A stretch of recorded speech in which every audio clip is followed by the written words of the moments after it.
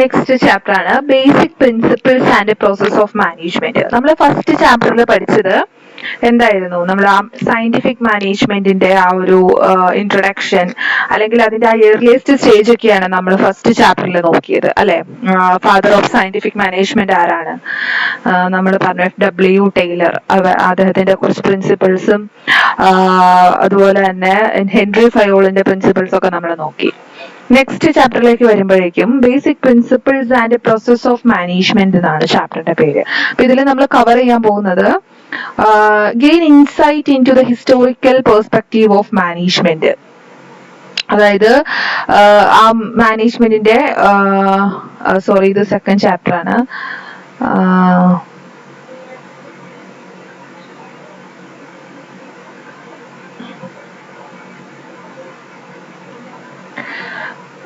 Basic principles and process of management.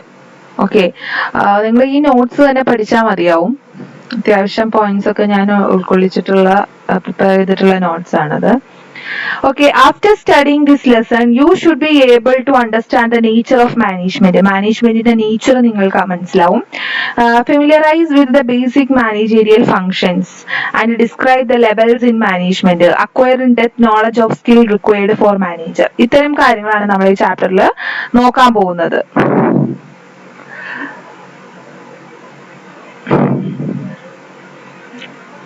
Okay. Then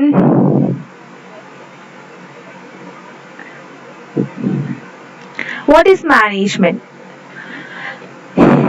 Management means many things to many people. Economics regards it is a factor of production.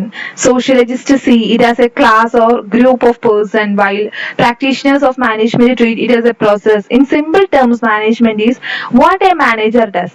അതായത് പലരും പല ഡെഫിനിഷനാണ് മാനേജ്മെന്റിനെ പറ്റി പറയുന്നത്. ഓരോ വ്യക്തികളും അവരുടേതായിട്ടുള്ള പേഴ്സ്പെക്റ്റീവിൽ പറയുമ്പോൾ പല ടേംസ് ആണ് മാനേജ്മെന്റിനെ കുറിച്ച് പറയുന്നത്. എന്നിരുന്നാലും മാനേജ്മെന്റ് സിമ്പിൾ ടേംസിൽ എന്താണ്? What A manager does. എന്താണോ മാനേജർ ഒരു ഗുഡ് മാനേജർ എന്താണോ ചെയ്യുന്നത് അതാണ് മാനേജ്മെന്റ് എന്നാണ് പറയുന്നത്. It has been called by Mary Parker Follett. Mary Parker Follett പറയുന്നത് art of getting things done through people. അതാണ് മാനേജ്മെന്റ് എന്നാണ് പറയുന്നത്. This definition throws light on the fact that managers achieve organizational goals by arranging others to perform rather than performing the task themselves. അതായത് managers ചെയ്യുന്നത് ഓരോ കാര്യങ്ങളും plan ചെയ്ത് arrange ചെയ്ത് മറ്റുള്ളവരെ കൊണ്ട് ചെയ്യിക്കുകയാണ് ചെയ്യുന്നത് അല്ലെ. മാനേജേഴ്സ് എപ്പോഴും അങ്ങനെയല്ലേ ചെയ്യുന്നത്. സ്വയം ചെയ്യുന്നതിലും ഓരോ കാര്യങ്ങള് വ്യക്തമായ രീതിയിൽ പ്ലാൻ ചെയ്ത് മറ്റുള്ളവരെ കൊണ്ട് ചെയ്യിക്കുകയാണ് മാനേജേഴ്സ് ചെയ്യുന്നത്. ഓക്കെ, അതാണ് പറയുന്നത് the art of getting things done through people എന്ന്. Management as science. It is therefore relevant to examine the exact nature of management, whether it is a science or an art. Before arriving at conclusion, let us understand the nature of science as well as art. By branch of knowledge to be considered as science, the one we have physics, chemistry, engineering should fulfill the following condition. Management science ആണെന്നും കൂടി പറയുന്നുണ്ട്. Management as A art ആണെന്ന് പറയുന്നുണ്ട്. Management ഒരു science ആണെന്നും പറയുന്നുണ്ട്. അതിന്റെ കാരണം എന്താന്ന് നോക്കാം. The existence of A systematic body of knowledge. അതായത് ഒരു സയൻസ് പഠിക്കണമെങ്കിൽ എന്താ വേണ്ടത്? ഒരു സിസ്റ്റമാറ്റിക് ബോഡി ഓഫ് നോളജ് ഉണ്ടാവും സയൻസിൽ. അതുപോലെ തന്നെയാണ് മാനേജ്മെന്റിലും. എന്താണ്? ഒരു സിസ്റ്റമാറ്റിക് ബോഡി ഓഫ് നോളജ് ഉണ്ട്. ഓക്കെ, എന്തൊക്കെയാണ്? ഇൻപുട്ട് ഉണ്ട്, transformation, process, output, external environment. ഇതാണ് അതിന്റെ കണ്ടന്റ്സ് എന്ന് പറയുന്നത്. The principles have to be evolved on the basis of constant enquiry and examination. അപ്പൊ ഒരു ചുമ്മാ അവര് പ്രിൻസിപ്പിൾസ് ഒക്കെ എടുത്തോ? നമ്മൾ ഇന്നലെ പഠിച്ചു ആരാണ് അതിന്റെ സയന്റിഫിക് മാനേജ്മെന്റിന്റെ ഫാദർ, അതായത് FW ടൈലറും ഹെൻറി ഫയോളൊക്കെ അത്തരത്തിലുള്ള എക്സ്പെരിമെന്റ്സും കാര്യങ്ങളൊക്കെ നടത്തിയിട്ടാണ് ഓരോന്ന് കണ്ടുപിടിച്ചത് അല്ലെ. വെറുതെയാണ് അവർ കണ്ടുപിടിച്ചത്. അതിനുശേഷവും ഒരുപാട് വ്യക്തികൾ മാനേജ്മെന്റിനെ കുറിച്ച് പഠനം നടത്തി റിസർച്ച് ചെയ്തിട്ടുണ്ട്. അപ്പൊ ഒരു സയൻസും എങ്ങനെയാണ് ഇതുപോലെ റിസർച്ച് ഒക്കെ ചെയ്തിട്ടല്ലേ സയൻസിൽ ഓരോ കാര്യങ്ങൾ കണ്ടുപിടിക്കുന്നത്. അപ്പൊ അതാണ് പറയുന്നത് management as A science. The principles must explain a phenomenon by establishing cost-effective relationship.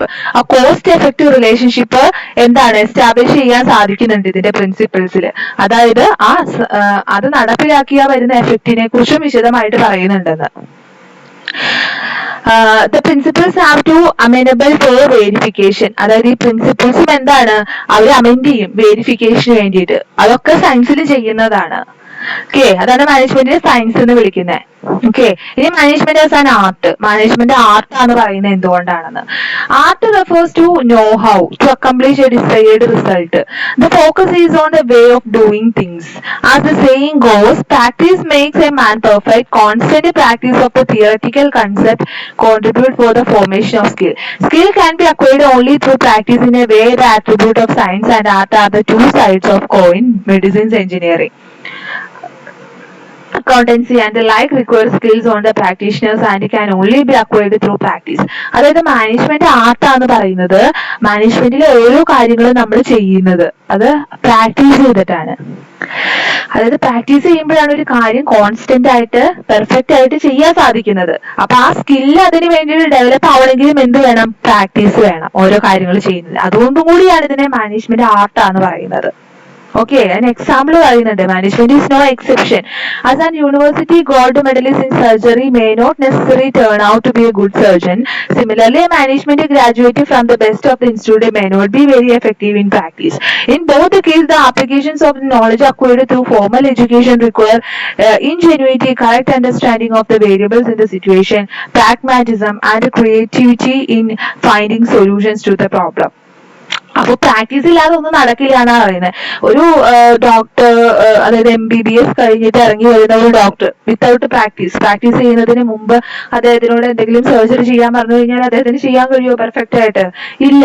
കാരണം എന്താണ്, അദ്ദേഹത്തിന് വേണ്ടത്ര പ്രാക്ടീസ് ഇല്ല.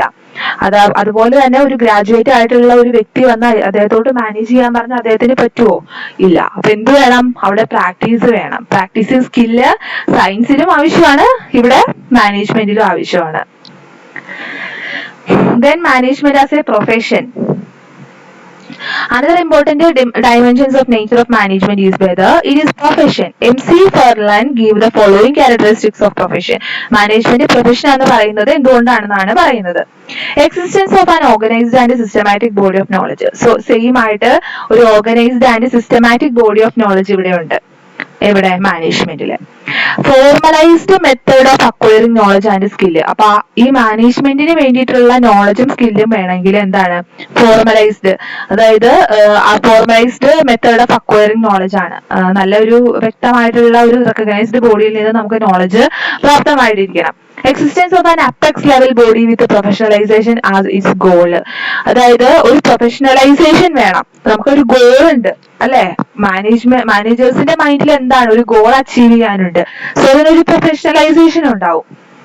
Existence of an ethical code to regulate the behavior of the members of the profession. അപ്പൊ ഈ പ്രൊഫഷന്റെ മെമ്പേഴ്സില് അവർ ഗൈഡ് ചെയ്യുന്നതിന് ഇപ്പൊ എല്ലാ പ്രൊഫഷനിലും ഉണ്ട്. CA, മെഡിസിൻ, എഞ്ചിനീയറിംഗ്, എല്ലാ പ്രൊഫഷനിലും നല്ലൊരു കോഡ് ഓഫ് കണ്ടക്ട് ഉണ്ട്. ഇത്തരം പ്രൊഫഷണൽസ് പാലിക്കേണ്ട ചില ഉത്തരവാദിത്തങ്ങൾ, അവരുടെ എത്തിക്സ് ഒക്കെ അവർ ഫോളോ ചെയ്യേണ്ടതായിട്ടുണ്ട്. അത് എവിടെയുണ്ട്? നമ്മുടെ മാനേജേഴ്സ് ഫോളോ ചെയ്യണം. ഒരു കോഡ് ഓഫ് കണ്ടക്ട് ഉണ്ട്. അദ്ദേഹം മാനേജ് ചെയ്യുന്ന വ്യക്തികളിൽ പാലിക്കേണ്ട ചില കോഡ് ഓഫ് കണ്ടക്ട് ഒക്കെ അതും ഉണ്ട്. Charging of fee based on service. സർവീസിനെ ബേസ് ചെയ്തിട്ടാണ് ഫീസ് ചാർജ് ചെയ്യുന്നത്. A concern for the social responsibility. Social responsibility എന്താണ് കൺസിഡർ ചെയ്യേണ്ട ആവശ്യമുണ്ട്. So profession, management as profession എന്ന് പറയുന്നത് ഇതുകൊണ്ടാണ്. Professionalisation of management in India. In the last few years, management as a profession has gained a firm footing in India. The awareness about the contributions of professional managers has been increasing. Consequently, there has been a manifold increase in the number of institutes offering MBA and related diploma courses. അതായത് ഇപ്പൊ ഒരുപാട് management courses ഒക്കെ വരുന്നുണ്ട് അല്ലെ. Management MBA നിങ്ങളുടെ കോഴ്സൊക്കെ ഇപ്പൊ ഒരുപാട് offering ആണ് ഇന്ത്യയിൽ തന്നെ. ഒരുപാട് ഇൻസ്റ്റിറ്റ്യൂട്ട് പ്രൊവൈഡ് ചെയ്യുന്നുണ്ട്. അപ്പൊ അതിന്റെ ആ ഒരു ഗ്രോത്ത് നിങ്ങൾക്ക് മനസ്സിലാക്കാം.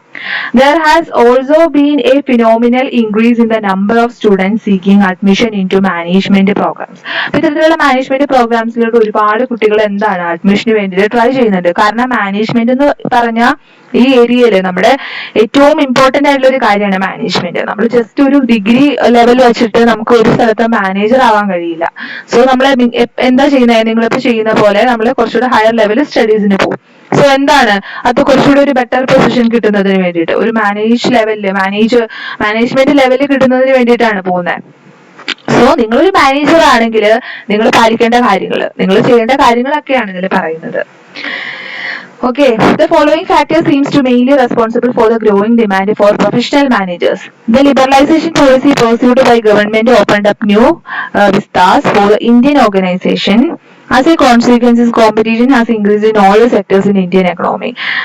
അതായത് ഇപ്പൊ പ്രൊഫഷണൽ മാനേജേഴ്സ് ഡിമാൻഡ് കൂടുന്നത് എന്തുകൊണ്ടാണ് പറയുന്നത്. Liberalisation policy pursued by government open up new vistas for the Indian organisation. അപ്പൊ ഇന്ത്യൻ ഓർഗനൈസേഷനിലേക്ക് ലിബറലൈസേഷൻ വന്നതോടുകൂടി ഒരുപാട് ഓപ്പർച്യൂണിറ്റീസ് ഇൻക്രീസ് ചെയ്തിട്ടുണ്ട്. Then as a consequence, competition has increased in all sectors in Indian economy. Competition adഅനുസരിച്ച് increase ചെയ്തു. Private industrial houses which were indifferent before have fully realized the need for professional managers, while the promoters in many cases reserve the policy formulation for themselves. The day-to-day managerial activity are entrusted to the professional managers. അപ്പൊ ഇത്തരത്തിലുള്ള കോമ്പറ്റീഷനും ഡിമാൻഡും ഓർഗനൈസേഷനും ഒക്കെ increase ചെയ്തതോടുകൂടി liberalisation എന്നൊക്കെ പറയുമ്പോൾ കുറച്ചുകൂടി ഒരു ഗവൺമെന്റിന്റെ കൈകൾ കമ്പനികളിൽ നിന്ന് കുറവ് എടുത്തു മാറ്റപ്പെടുകയാണ്. അപ്പോൾ അങ്ങനെ വരുമ്പോൾ കൂടുതൽ പ്രൈവറ്റൈസേഷൻ ഇൻക്രീസ് ചെയ്യുമ്പോൾ അതിനനുസരിച്ച് ഒരുപാട് കമ്പനീസ് ഡെവലപ്പ് ആവും. സോ അവർക്കൊക്കെ എന്ത് വേണം, നല്ല സ്കിൽഫുൾ ആയിട്ടുള്ള മാനേജേഴ്സ്, നല്ല റിസോഴ്സസ് വേണം. സോ അതിന് വേണ്ടിയിട്ടാണ് ഇത്തരത്തിലുള്ള ഒരുപാട് ഇൻസ്റ്റിറ്റ്യൂട്ട് ഒക്കെ ഇപ്പോൾ ഡെവലപ്പ് ചെയ്തിരിക്കുന്നത്. കാരണം അവർക്ക് സ്കിൽഫുൾ ആയിട്ട് പ്രൊഫഷണൽ ആയിട്ടുള്ള മാനേജേഴ്സിനെയാണ് വേണ്ടത്.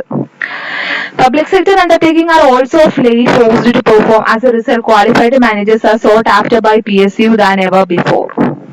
Apart from the manufacturing concern, public utility like transport, telecommunication and a host of service organizations are recruiting professional managers in a big way. അതായത് മാനുഫാക്ചറിങ് കൺസേൺ മാത്രമല്ല, പബ്ലിക് യൂട്ടിലിറ്റീസ് ആയിട്ടുള്ള ട്രാൻസ്പോർട്ടും ടെലികമ്മ്യൂണിക്കേഷനും ഒക്കെ ഇതുപോലുള്ള പ്രൊഫഷണൽ മാനേജേഴ്സിനെ റിക്രൂട്ട് ചെയ്യുന്നുണ്ട്.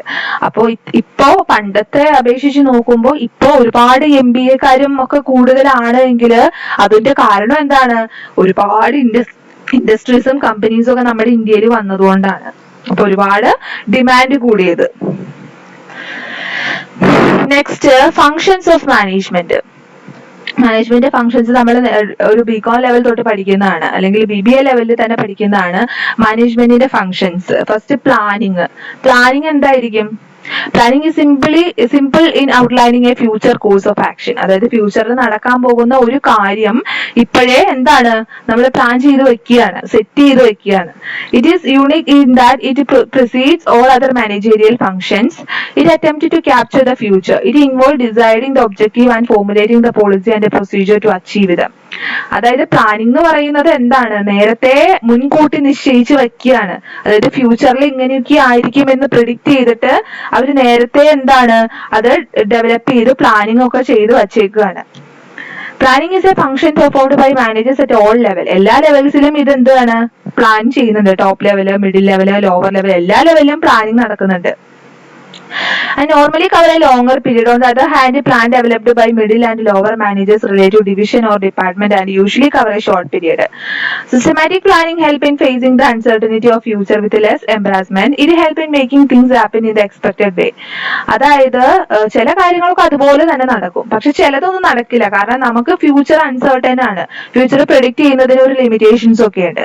Okay, എന്നിരുന്നാലും top level managers plan ചെയ്യുന്നത് long പീരീഡിലേക്ക് വേണ്ടിയിട്ടായിരിക്കും. എന്നാൽ middle ലെവലും ലോവർ ലെവലും പ്ലാൻ ചെയ്യുന്നത് ഷോർട്ട് പീരീഡ് ഓഫ് ടൈമിലേക്ക് വേണ്ടിയിട്ടായിരിക്കും. പിന്നെ വരുന്നത് ഓർഗനൈസിംഗ് ആണ്. ഓർഗനൈസിംഗ് എന്ന് പറഞ്ഞിട്ടുള്ള ഈ പ്ലാൻഡ് ആക്ടിവിറ്റീസ് ഒക്കെ എങ്ങനെ ബെറ്റർ ആയിട്ട് ഓർഗനൈസ് ചെയ്ത് വെക്കാം, അതിന് വേണ്ടിയിട്ടുള്ള കാര്യങ്ങളൊക്കെ തുടക്കം കുറിക്കുകയാണ്. ഇപ്പൊ പ്ലാനിങ് കുറെ കാര്യം, ഇപ്പൊ ബിസിനസ് തുടങ്ങണം, ഇത്തരത്തിലുള്ള കാര്യങ്ങളൊക്കെയാണ് ബിസിനസ്സിൽ ചെയ്യേണ്ടത് എന്നൊക്കെ പ്ലാൻ ചെയ്ത് വെച്ച് കഴിഞ്ഞാൽ ഓർഗനൈസിംഗിൽ എന്തായിരിക്കും, തുടങ്ങാനുള്ള ആക്ടിവിറ്റീസ് തുടങ്ങായി. അതായത് ഫണ്ട് റേസ് ചെയ്യുക, ക്യാപിറ്റൽ റേസ് ചെയ്യുക, മെറ്റീരിയൽസ് ഒക്കെ എടുക്കുക, അങ്ങനെ അതൊക്കെ ഓർഗനൈസ് ചെയ്യുക. മനസ്സിലായി ഓർഗനൈസേഷന്റെ കൺസെപ്റ്റ് എന്താണെന്ന്? Organising involve determination of activity required to achieve goal. അതായത് ആ ഗോള് അച്ചീവ് ചെയ്യുന്നതിന് വേണ്ടിയിട്ട് ഉള്ള ആക്ടിവിറ്റി അതെന്തൊക്കെയാണെന്ന് നോക്കുക. Assignment of such group activity to manager. അതായത് ഓരോ മാനേജർക്കും അവർ ചെയ്യേണ്ട ഡ്യൂട്ടി ഗ്രൂപ്പായിട്ട് അസൈൻ ചെയ്ത് വെക്കുക ഓരോ കാര്യങ്ങൾ. Delegation of authority to carry the amount. ഇപ്പൊ ഞാൻ പറഞ്ഞ ഡെലിഗേഷൻ എന്ന് പറഞ്ഞു കഴിഞ്ഞാൽ മാനേജേഴ്സ്, അതായത് ഈ മാനേജേഴ്സ് ഈ വർക്കൊക്കെ ഓരോ വ്യക്തികൾക്ക് ഡെലിഗേറ്റ് ചെയ്ത് കൊടുക്കുക. അതായത് വർക്ക് ഇപ്പോൾ ലോഡ് കൂടുതലാണെങ്കിൽ കുറച്ച് വർക്ക് അവരുടെ ആർക്ക് കൊടുക്കുക, തൊട്ട് താഴെയുള്ള വ്യക്തികൾക്ക് കൊടുക്കുക ചെയ്യാൻ. Provision for coordinating horizontally and vertically in the organization. It must be remembered that structure vary with the task. A large organization with a huge market need a different structure compared to small organization. Similarly, structure of organization operating in a stable environment may be different from the one operating in a dynamic environment. അപ്പോൾ എന്താണെന്ന് വെച്ച് കഴിഞ്ഞാൽ നമ്മൾ ഓരോ ഓർഗനൈസേഷനും ഓരോ small size ഉണ്ട്, large size ഉണ്ട്. അപ്പൊ ഇത്തരത്തിലുള്ള ഓരോ ഓർഗനൈസേഷനും എന്താണ് ഓരോ ആക്ടിവിറ്റീസ് ആണുള്ളത്. അപ്പൊ ഈ മാനേജേഴ്സ് എന്ത് ചെയ്യണം, അപ്പൊ ഓരോ സൈസും നേച്ചറും അനുസരിച്ച് ഓരോ ഓർഗനൈസേഷന് പറ്റിയ ആക്ടിവിറ്റീസ് തിരഞ്ഞെടുക്കുക, ആ രീതിയിൽ ചെയ്യുക, മുന്നോട്ട് കൊണ്ടുപോവുക. ഇപ്പൊ ഒരു വലിയ ഓർഗനൈസേഷനിൽ ചെയ്യേണ്ട കാര്യങ്ങളായിരിക്കില്ല സ്മോൾ ഓർഗനൈസേഷനിൽ നമ്മൾ ഓർഗനൈസിംഗിൽ ചെയ്യേണ്ടത്. അപ്പൊ അത് കമ്പയർ ചെയ്തിട്ട് അത് അതിനനുസരിച്ച് ചെയ്യുക. Leading. Once plans are finalized and the structure of the organization is determined, the next step is to help the people to achieve this objective. അതായത് ലീഡിംഗ് എന്ന് പറഞ്ഞാൽ നമുക്ക് ഓൾറെഡി അറിയാം, ലീഡർ ആരാണ്, ലീഡർഷിപ്പ് എന്താണ്, നമ്മളെ മുന്നോട്ട് നയിക്കുന്ന ആളാണ് ലീഡർ. ലീഡിങ് മാനേജേഴ്സ് തന്നെയാണ് നമ്മളെ ലീഡ് ചെയ്യുന്നത്. അപ്പൊ ലീഡ് ചെയ്യുന്നതെന്ന് പറഞ്ഞു കഴിഞ്ഞാല് ഈ കോമൺ ഒബ്ജക്റ്റീവ് അച്ചീവ് ചെയ്യുന്നതിന് വേണ്ടിയിട്ട് എന്താണ് ഈ സബോർഡിനേറ്റ്സിനോടും എംപ്ലോയീസിനോടും അവർ ചെയ്യേണ്ട ഡ്യൂട്ടിയെ പറ്റി അവരെ പറഞ്ഞ് മനസ്സിലാക്കി കൊടുക്കുക. അവരിങ്ങനെയൊക്കെയാണ് ചെയ്യേണ്ടത്, ഇങ്ങനെയൊക്കെ ചെയ്താലാണ് നമുക്ക് ഇത് ഫുൾഫിൽ ചെയ്യാൻ പറ്റുള്ളൂ എന്നൊക്കെ അവരെ പറഞ്ഞ് നല്ല രീതിയിൽ മനസ്സിലാക്കി അവരെ മുന്നോട്ട് നയിക്കുക. അതാണ് ലീഡിങ്ങിൽ ചെയ്യുക. കൺട്രോളിങ്.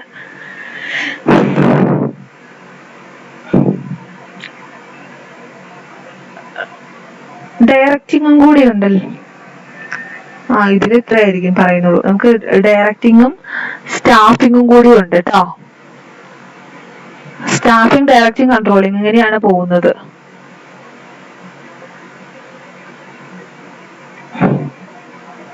സ്റ്റാഫിങ്ങും ഡയറക്റ്റിങ്ങും എന്താണെന്ന് ഇനി വരും പറയാം.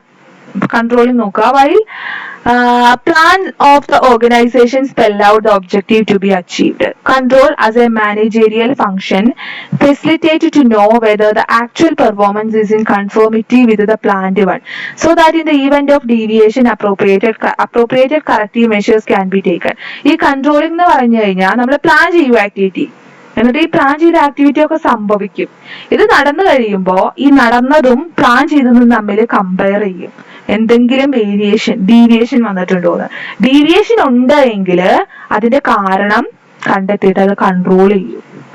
അതാണ് മെയിൻ ആയിട്ട് കൺട്രോളിങ്ങിൽ നടക്കുന്നത്. To assure that the event conform to plan, it involve 4 main elements. Establishing standard of performance. ഈ പെർഫോമൻസിന്റെ സ്റ്റാൻഡേർഡ് മെഷർ ചെയ്യുന്നതിന് വേണ്ടിയിട്ടാണ് കൺട്രോൾ സെറ്റ് ചെയ്യുന്നത്.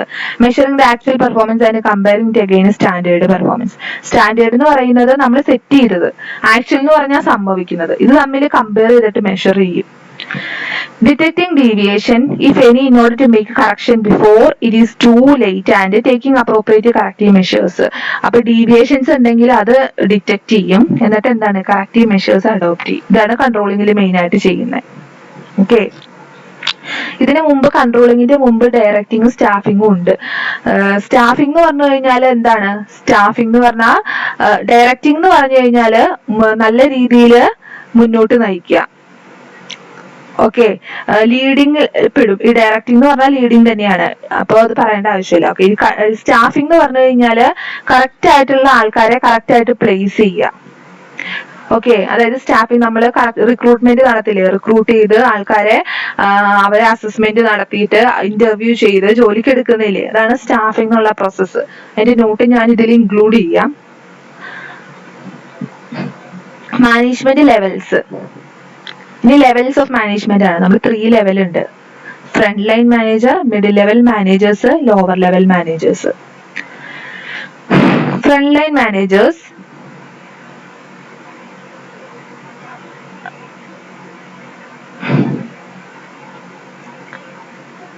this is the entry level job in the management. Managers at this level direct the operating employee. They are close to the action for their job involved, supervising the activity of operative. Frontline managers are called foremen, supervisors and inspector. അതായത് front line managers ആരാന്ന് മനസ്സിലായില്ലേ? നമ്മളെ ഈ employees ഏറ്റവും താഴെയുള്ള എംപ്ലോയീസിനെ supervise ചെയ്യുന്നത് supervisors ഒക്കെയാണ് ഈ ഫ്രണ്ട് ലൈൻ മാനേജേഴ്സ് എന്ന് പറയുന്നത്. Middle level managers include in any organization more than one level. Managers who work at all the level between lower and top level constitute the middle management. Departmental head, regional managers, ഇവരൊക്കെയാണ് the middle level managers. Okay, zonal top level management, middle level management, front line management, the type of levels another. Zonal managers and so on fall in this category. They report to top managers. Their principal responsibility are to direct the activity of lower level managers, implement the organization policies. Zonal managers ഉണ്ട് അവരെന്ന് പറഞ്ഞു കഴിഞ്ഞാല് top level മാനേജേഴ്സിനോട് report ചെയ്യുന്നതാണ് എന്ത് lower level മാനേജേഴ്സിന്റെ കാര്യങ്ങളും അവരുടെ പോളിസീസിനെ പറ്റിയൊക്കെ top ലെവലിലേക്ക് റിപ്പോർട്ട് ചെയ്യുന്നവരാണ് സോണൽ മാനേജേഴ്സ് എന്ന് പറയുന്നത്. വലിയ വലിയ ഓർഗനൈസേഷൻസിലൊക്കെയാണ് ഉണ്ടാവുക. ടോപ്പ് ലെവൽ മാനേജേഴ്സ് എന്ന് പറഞ്ഞാൽ നമുക്കറിയാം executives, board of directors, chairman, അവരൊക്കെയാണ് ടോപ്പ് ലെവൽ. അവർക്കാണ് എന്ത് പ്ലാനിങ് പ്രോസസ് ഒക്കെ ഫുൾ ആയിട്ട് അവർ ചെയ്യുന്നത്, എങ്ങനെ ബിസിനസ് മുന്നോട്ട് കൊണ്ടുപോകും, അതിന്റെ പോളിസിയും ഡയറക്ഷനും സ്ട്രാറ്റജിയും ഒക്കെ അവരാണ് നിശ്ചയിക്കുന്നത്. Okay, levels. Then management skill, ഈ ടോപ്പിക്കും കൂടെ കവർ ചെയ്യാം. മാനേജ്മെന്റ് സ്കില്ല് ഇതും കൂടെ കഴിഞ്ഞ ചാപ്റ്റർ ഏകദേശം ഇത് ക്ലോസ് ആവും. Management job is different from other job. It requires element of stewardship and commitment to the purpose. It involves the obligation to make prudent use of human and material resources. It requires resourcefulness and capacity for judgment to handle complex situations.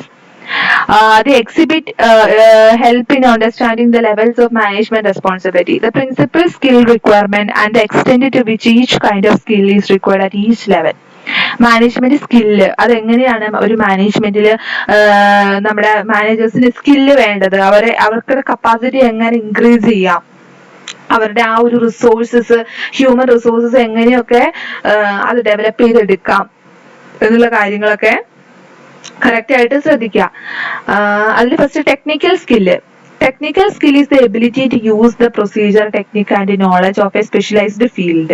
അതായത് ഒരു technical skill, അതായത് ഇപ്പോൾ mechanical engineering ഒക്കെ ആണെങ്കിൽ അതിന്റെ techniques ഒക്കെ technical skill ഉണ്ടെങ്കിലാണ് അത്തരത്തിലുള്ള കാര്യങ്ങളൊക്കെ നമുക്ക് വർക്ക് ചെയ്യാൻ പോകുമ്പോൾ ചെയ്യാൻ പറ്റുള്ളൂ. അതൊക്കെ ഫുൾ പ്രാക്ടിക്കലി അപ്ലൈ ചെയ്യുന്ന കാര്യം. അപ്പൊ ആ ടെക്നിക്ക് മനസ്സിലാക്കണം.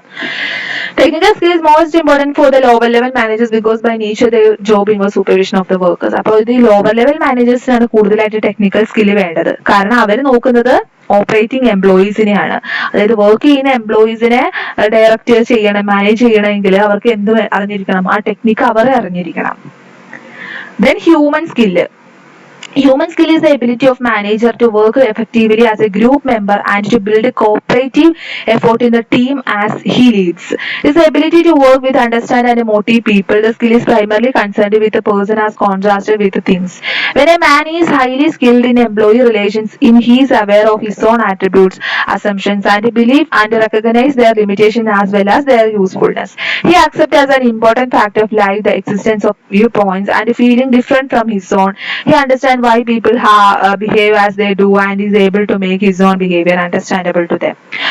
ഹ്യൂമൻ സ്കിൽ എന്ന് പറഞ്ഞു കഴിഞ്ഞാല് വ്യക്തികളുടെ മൈൻഡ് തിരിച്ചറിയാനുള്ള ക്യാപ്പബിലിറ്റി ഉണ്ടാവണം മാനേജേഴ്സിന്.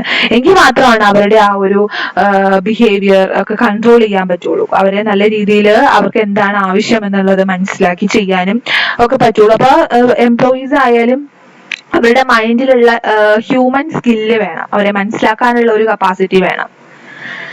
Conceptual skill. This skill is also called design and problem solving skill. It involves the ability to see the organization as a whole, to understand how its various parts and functions mesh together, and to oversee how changes in any one of these may affect all others.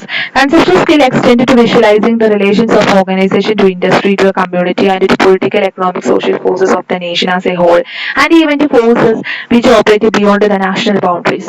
Conceptual skill എന്ന് പറഞ്ഞാൽ ഓർഗനൈസേഷനെ മൊത്തമായിട്ട് കാണാനുള്ള ഒരു കഴിവ് വേണം മാനേജേഴ്സിന്. അതായത് ഇതിന്റെ ഓരോ പാർട്ടും എങ്ങനെ ആണ് ഇതിന്റെ ഓരോ പാർട്ടും എന്ന് മനസ്സിലാക്കാൻ സാധിക്കണം. ഫങ്ഷൻസ് എന്താണ് ഈ ബിസിനസിന്റെ എന്ന് മനസ്സിലാക്കാൻ സാധിക്കണം. ആ ഇൻഡസ്ട്രിയുടെ തന്നെ മെയിൻ ആയിട്ടുള്ള കാര്യങ്ങൾ എന്താണെന്ന് മനസ്സിലാക്കാൻ സാധിക്കുക. മനസ്സിലായോ? എന്നിട്ട് അത് എങ്ങനെ കമ്മ്യൂണിറ്റീനെ നമ്മുടെ പൊളിറ്റിക്കൽ, എക്കണോമിക്, സോഷ്യൽ ഫാക്ടേഴ്സിനെ ഇൻഫ്ലുവൻസ് ചെയ്യും എന്നുള്ള മനസ്സിലാക്കാനുള്ള ടോട്ടൽ ഒരു കഴിവ്. അതാണ് കൺസെപ്ച്വൽ സ്കിൽ എന്ന് പറഞ്ഞു കഴിഞ്ഞാൽ. അപ്പൊ ഇത്തരത്തിലുള്ള സ്കില്ല് എന്ത് വേണം? മാനേജേഴ്സിന് ഉണ്ടാവണം. Conceptual skill, human skill, technical skill. ഈ 3 സ്കില്ല് മാനേജേഴ്സിന് എന്ത് വേണം? ഉണ്ടാവണം. മനസ്സിലായോ? എങ്കിൽ മാത്രമേ ഒരു ബെറ്റർ ആയിട്ട് നമ്മൾ മാനേജ് ചെയ്ത് മുന്നോട്ട് കൊണ്ടുപോകാൻ സാധിക്കുള്ളൂ. മാനേജേഴ്സിന്റെ ഫങ്ഷൻ ചെയ്യേണ്ട രീതികളാണ് പറയുന്നത്, അതുപോലെ തന്നെ ഫങ്ഷൻസും ആണ് പറഞ്ഞത് ഇതില്. Okay, that's it.